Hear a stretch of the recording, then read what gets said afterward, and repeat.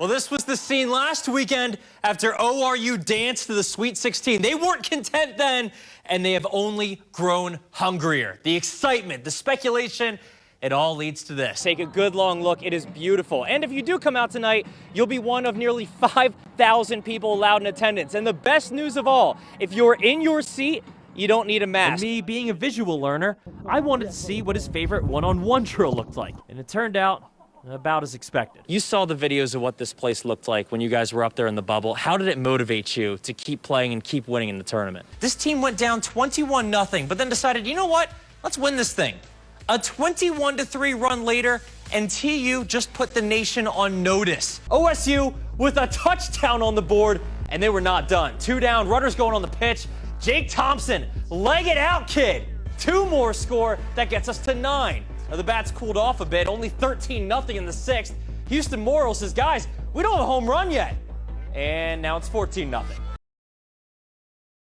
For Bartlesville pole vaulter Quincy Turner, this weekend is special. She has her eyes on a state title, but it'll also mark 2 months since she was rushed to the hospital after a gruesome accident. As she questioned her career, a miracle brought her back, what she calls an angel in the ambulance.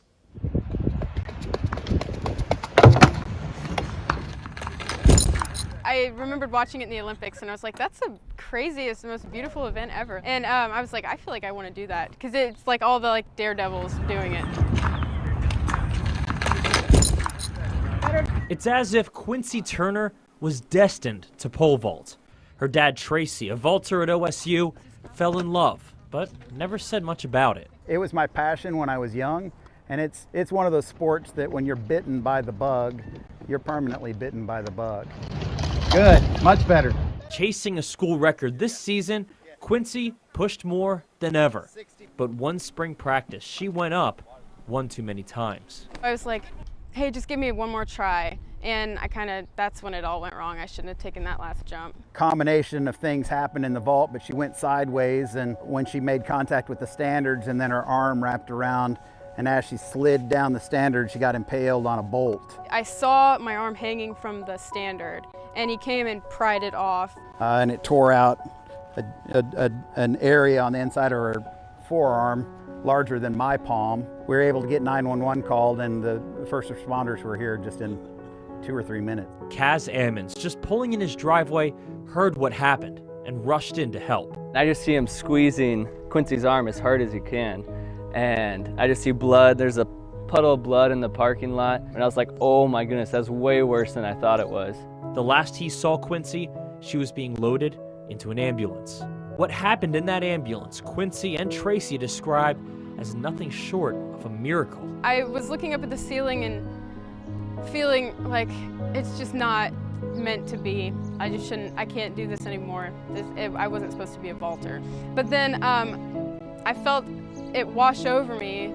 I felt the Holy Spirit wash over me and say, I'm making you ready to share a story of being able to find peace in a moment that's my greatest fear.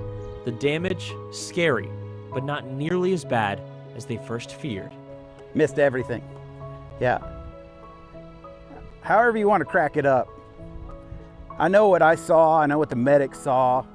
An inch-long bolt ran in right below the elbow, tore everything out and missed everything vital. Just a week and a half later, Quincy made her return. I was just amazed, and so texted Quincy and was just like what happened? And she just said an angel touched me while I was on the ambulance. And I was like, no doubt, because there's no way you should be doing anything with your arm right now. At first, it felt like I was regaining time that had been stolen from me, because I was like, I can't do, this is what I want to do. And finally being back was awesome. But the comeback tour was far from over. A week after that, she broke the Bartlesville school record.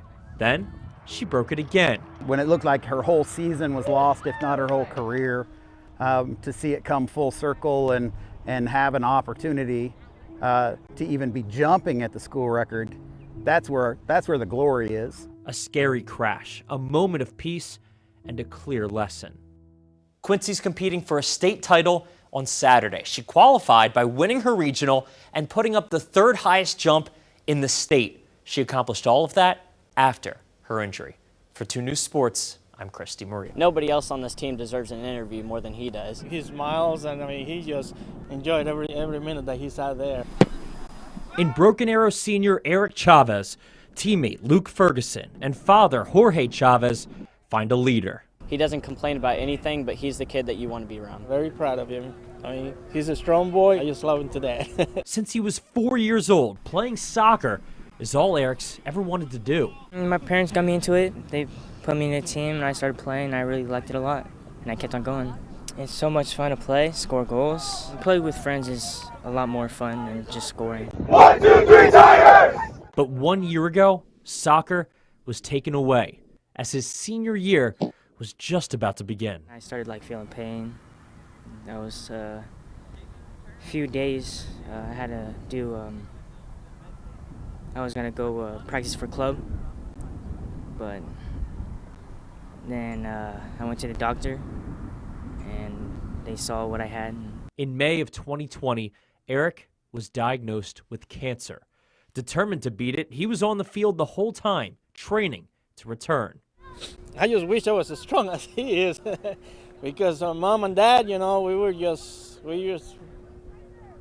devastated. I mean, we tried not to show it. So when he was not there, of course, we were devastated. He's a real inspiration to all of us, you know.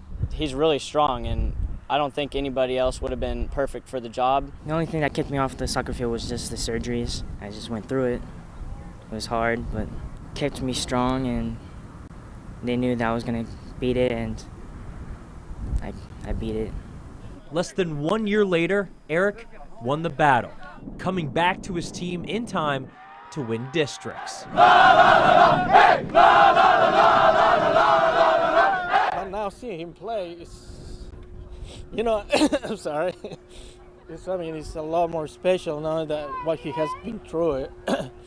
That's something that no teenager should have to go through, and the fact that he's doing it and he's being successful just like he is now, it's just really inspirational, and you know, we just love having him here. I wanted to win state. I wanted to win state last year, but we didn't have the chance to. That's pretty much it. With Eric's goal in mind, Broken Arrow even more inspired to bring home a state title. In Broken Arrow, Chris DiMaria, 2 News Sports. He showed up and everybody saw him and they heard him in the stands. When you look around at Jenks football practice, you'll see black socks everywhere. Many are worn to remember a familiar face who's no longer in the stands. Everybody loved him. You know, it's sad he couldn't see my senior season, and he was a great dude, and we really miss him.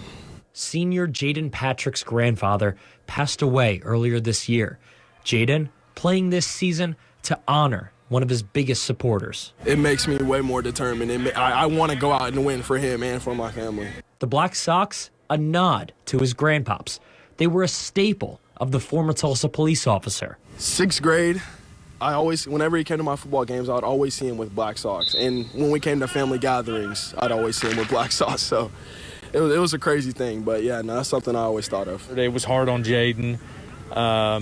He's handled it really well, I think, and you know, now he's trying to step up and play, you know, the way his grandfather would want him to, in honor of his grandfather. But Jaden isn't just wearing black socks. He also wants to help others in his grandfather's memory. I didn't realize how much people needed socks until my mom told me everything about it. So right now we're trying to collect socks so that we can give back to the community. For a kid who does just about everything on the field, this season, his step may be just a little bit lighter.